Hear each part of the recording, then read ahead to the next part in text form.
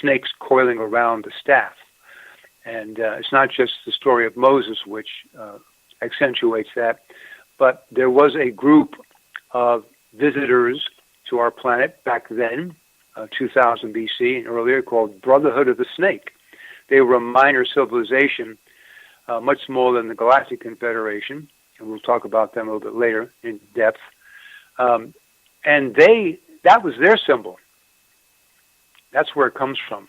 And of course, it was then taken up by man as he was being taught by them things about medicine, about healing, and so forth, and longevity. So I wanted to start there and give that as a factual artifact that we can relate to aliens and UFO. That's where it starts. And if you want to actually truthfully go way back, but there's no written records, the Vedic hymns talk about the gods who would come down and they would influence battles between two armies. But that has all been done father to son, father to son, father to son, down through the millennia. That started 10,000 years ago, and that was all verbally memorized. There was no records of that anywhere, no tablets, no pictographs. So we can even start there. But let's start with his actual artifacts, and that's about 2,000, 3,000, 4,000 BC. Now, Charles, I do want to... I said something. Okay, Charles, I want to say something like the Great Pyramid, okay, that there is a person going around, and he's been on my show twice, and I think on my co-host show, and what he claims that the Great Pyramid was a water pump originally to supply water into the valley out there.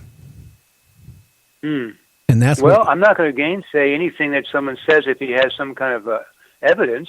Well, he does. Or? Well, he has a lot, and that's what's interesting. He's actually been there and examined it, and he also has. He figures out how they even built the pyramid or the pyramids, and it's very interesting. And I gotta remember his name here while we're talking, but it sure. goes on how they built the pyramids. Basically, he came to the conclusion there was no way they could take those heavy stones 20 or so miles and drag it through the desert. What they did was they made from the Nile, they made canals and flooded those canals and brought barges in that carried the stone. And then he goes in one step how they unloaded it and how they built it. And actually the chambers, how it was designed in the Great Pyramid.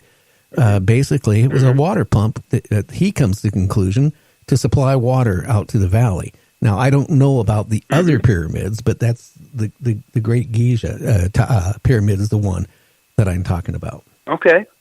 Well, here's what I've learned, and it kind of chimes in with what you're telling me. He's stating, and that is from my research in the Bible, there was a savior of the Egyptian culture who built canals. He built the canals not to build the pyramids, but to handle the 7-year drought, which is still ongoing and has been going down through the millennia in Egypt. And he built the canals so that they could survive the 7-year drought. There was no way to store grain long enough for it not to go bad, so they had to have a way of keeping the fields moist and productive during the drought. You follow? I sure do. And they built canals, and he was a master builder, and he was sent to do this by the then Pharaoh. He actually predicted the very longest drought, and he said this only solution was to build canals, and so he was then hired and commanded to do that, and that's in the Bible.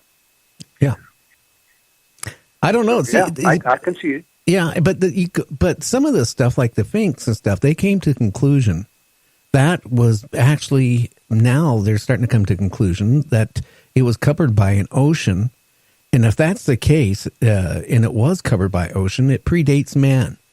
That's the interesting part I have going on right now in my mind. Okay. Have we been rebooted on this planet? Yeah, well, to some degree we have. And along the lines of what you're saying is, I would like to just touch on one minor possibility. The pyramids the way they're situated and the size of them, as we know now from our satellite telescopes, are visible, or even from our space station, are visible from 200, 300 miles up. They guided, or they were used as guideposts for incoming UFOs. That's something that should be looked at too. I mean, that the pyramids can have multiple uses, so I'm not saying there couldn't be, a pump station. It could be that. It could be a burial ground. Now, what he's claiming, it was not the other pyramids, only the great one. I see. Yes. Okay. Because if you look at the Giza and the smaller pyramids, they actually triangulate, and they can be used geographically and trigonometrically to help navigators find exactly where the spaceport, as it was called in those days, the spaceport is where the landings were. They had to come into a place where they knew that they would not be attacked, or and a flat place like a desert is just perfect. Just perfect. So it was in the desert, not far from Jerusalem, possibly even where Jerusalem is now. So yeah.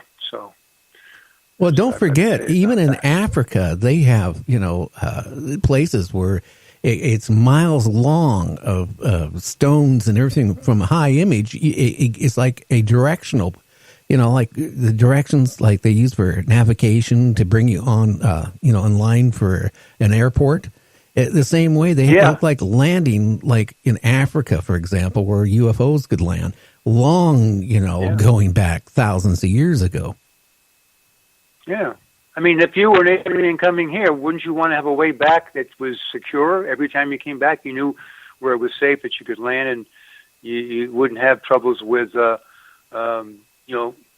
maybe being buried by an earthquake or, an avalanche or something like that. Yeah. Yeah. Well, it just proves we've been visited for a long time. Yeah, that's for sure. Now, during that time, I'd like to talk about the two major entities that came down to Earth and were in control of the gods, the civilization, the enculturation. The first one was Enki. He was known as Lord of the Command, and Enlil, Enlil. He was known as the Lord of the Command, and Enki was known as the Lord of Earth. Now, this may be a little bit, strange to hear, but Enki was given a rating lower than Enlil. And this upset his son, Marduk, to the point where during this time he decided he was going to right this problem, and he was going to become sole god or sole divinity to be worshipped and to do away with all the other ones. His name is Marduk, also known as Sun Ra. And so he started a war. And it was a nuclear war. And you have the story of Sodom and Gomorrah, which in time approximates this war, and we know that Sodom and Gomorrah were destroyed by quote unquote God or gods, and it was done very quickly, and it was done very thoroughly, and those who turned around on their exit, who witnessed it, were turned to stone. Well, that all makes sense. If you saw something like a huge mushroom cloud and the winds that come from a nuclear explosion for the first time in your life, you probably would be struck dead or at least frozen in your stance. Or cremated. So that is something I wanted to talk about, because there's biblical and there's clay tablet correlation between this fact. That's what I want to talk about. Interesting. Yeah. I again, too, I mean, gods, and I don't want to sound atheist here, because I'm definitely not atheist. I came from a Mennonite family and Catholic and Protestant. I'm Protestant. So, I mean, I came with a good background in religion. But sometimes I really wonder, if our religion is really a true religion, or was it brought on from, well, aliens originally visiting Earth, maybe mining, our resources and maybe populating the Earth with whatever. And they were known as gods because they were so advanced compared to our technology, especially back then. People would look at them as gods, the same way they used to look at, the sun god, the fire god, the volcano god. So, I mean, that makes me sometimes wonder if there is a true God, and maybe we're worshiping an alien. Right. Well, I mention it because the concept of one God goes way back before Christianity. Just as the cross, as a symbol of purity or of religious devotion, goes back before Christianity, and this fellow, the son of Enki, Marduk, took upon himself to raise his status synthetically by starting this war, and he won the war, and he destroyed Sumer. You've heard of the Sumerians, the Sumerian culture. Well, that was the first one in the Euphrates Valley. Mesopotamia is another word, another area, location. The Fertile Crescent, all these are the same area. This is where the spaceport and other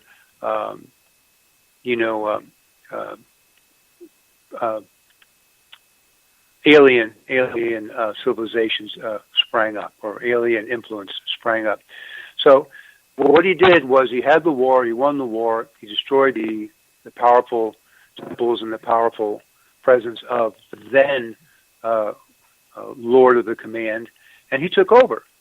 This is the son of Enki, equal brother to Enlil. So now he's the guy that everybody worships, and he's the person who they pay homage to, and this is where the one God concept started, as far as I can tell. I have no other evidence anywhere that talks about anybody else trying to impress that upon civilization. So that's something I wanted to mention also. And we know that the Greeks, the Romans, which were much later in time, much earlier to closer to present time, had many gods before the Christian says, "Oh no, there's only one God." Why can't there be more capable divinities than just one? So I thought that many times in my life.